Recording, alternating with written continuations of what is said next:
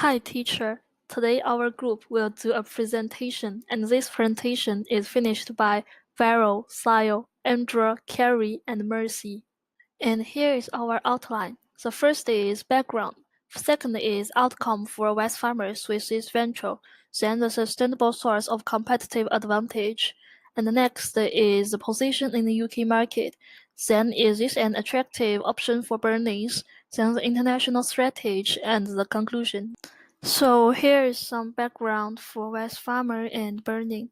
Wesfarmer is the largest listed company in Australia, established in 1914. Its business operates across supermarket, hotels, liquor, office supplies, and so on. For example, they have Coles, Burning, Kmart, and Office Works. Bunnings is a public company since 1952. It is a leading retailer of home improvement and outdoor living products in New Zealand and Australia. It is also a major supplier to project builders, commercial tradespeople, and the housing industry. It has various store formats like large warehouse store and so on. And here is the first question. What has been the outcome for West farmers with this venture? Obviously, in this case, we can see they failed. This is a process that West farmers bought Coinbase, but eventually sold it. We can see the trend of their company is getting worse and worse. The reason for the failure may be the UK macro environment. At a specific time, Britain decided to exit the European Union that caused an uncertainty in the money market.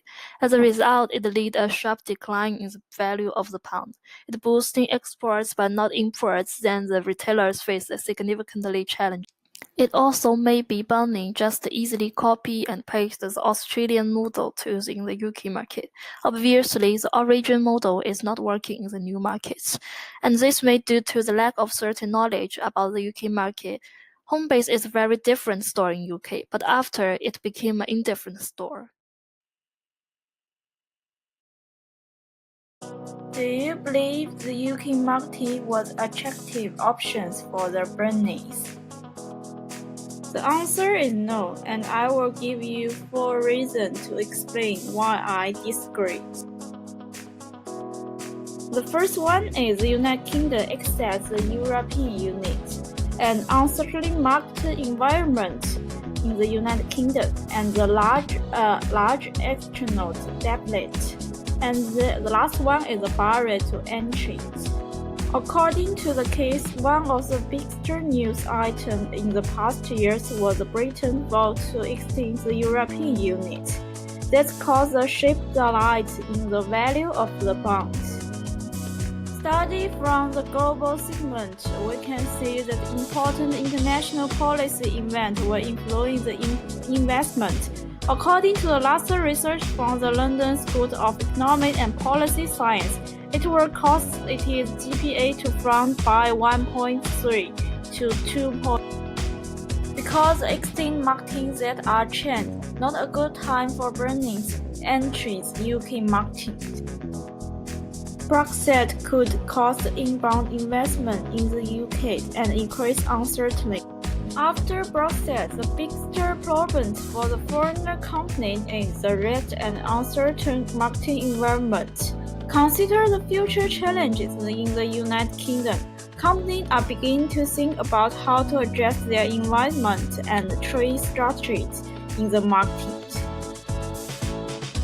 High cost and increased optional risk will be the 2 challenges for the Bunnings entry the UK market. Given that Britain have a large external deficit and rely on such capital inflows, the depreciation of the pound causes imbalance between the UK's holders' overseas investment and the foreigner investment, and then cause a large external deflated in fund for the overseas investment. Brexit means that the United Kingdom exporters can no longer enjoy the free trade performance in the European market. That means Bunnings have no free trades in the UK market, and the personal movement and the customer clearance cost. Because the barriers to entry, Bunnings will increase the price to get revenues. that made it lose the low price. How did Bunnings attempt to position itself in UK market? And all firms must form and use a business level strategy. The purpose of business level strategy is to create difference between the firm's position and that of its competitors. Business level strategy is an integrated and coordinated set of commitments and actions designed to gain a competitive advantage by exporting core competency in specific individual product markets. And to position itself differently, the management may choose from 5 business level strategies, which are low cost, focus low cost, best cost provider, differentiation, focus differentiation, and all the strategy based on 2 dimensions, competitive advantage and target market.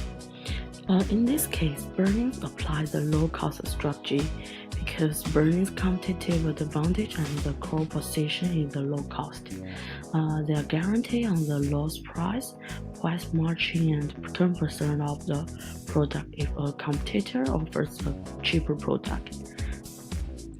And they also have a broad target market, satisfy different and many customer needs. And Bunnings stores stock around 45,000 products, including plants, gardening equipment, and supplies. An expanded range is available through the Bunnings special orders service. And the Bunnings employs over 40,000 team members, and many of team members have a trade background, and this helps us provide customer with expert advice and great service. The Bunnings also offers the free DIY workshop for adults and children. For burning, they just simply cut and pass the Australian model into the UK market. The West Farmer by Homebase, which is British number 2 hardware chain, turn it into Bunnings and replace it the success that has made Bunnings. But the British public isn't buying it. Bunnings also have facing some challenges. Firstly, the UK already has a successful burning style store B&Q. According to ABS World Research, B&Q they have hold 41% of the UK market, and there is intense competition is between with the dominant rival B&Q. And the UK market has evolved over the last 10 to 15 years away from people that understand DIY themselves. They have no more way from DIY to do it for me. They need other equipment to have more home improvement done in their homes, being done more by professionals. And much of that is arranged online, with the internet having a much bigger presence in the British hardware market. Maybe another issue, the West farmers apparently misread, and because of this, they are failed in the UK market. Now is about the second question. Do Bunnings have a sustainable source of competitive advantage? Of course, the answer is yes. But first of all, I want to explain the sustainable competitive advantage. It was first discussed by Porter in 1985. The basic steps are low cost and differentiation. Then Barney improved. Based on their work, the formal conceptual definition shows here. There are 3 advantages worth to mention. First is low cost. Bunnings is lower overall cost than competitors. The reason Bunnings can be low-cost leader are economic of scale, extensive supply chain, and bargaining power. Bunnings have strong financial background supported by West farmers, so easily achieve economic of scale, provide low price gain the market share, a great number of supplies help make the extensive supply chain, and high bargaining power force the price to low. All those factors help Bunnings launch the low-cost provider strategy. Bunnings have a specific way on their team management. They have high staff retention rate, recruiting all ages staff, and unique training and developing. Bunnings empowers employees and values their knowledge and experience. It expects employees to challenge the boss with feedback and ideas welcomed. Among this market, only Bunnings launches the special free service called DIY. It are two types: DIY advice and workshop. DIY advice is tutorial video and tips to help home improvement. The expert will run workshop on weekends in Bunnings warehouse, especially set up workshop for kids. DIY motivates the manipulative ability of customers and builds a strong connection with the family market, cover the shortage from low cost, then increasing customer loyalty. Hi, my question is, what international strategy did West Farmers adopt in the UK, and give some recommendations or alternative approaches? And what international strategy? A strategy through which a firm sells its goods or service outside its domestic market. International strategy involves the study of cross-border activities of economic agents, or the strategy and governments of farmers agents in such activity, and a firm's international strategy can be classified according to its relative importance to the following two dimensions. One is the need for global integration, and the other one is the need for local response. There are three types of international strategy: multi-domestic strategy, global strategy, and transnational strategy.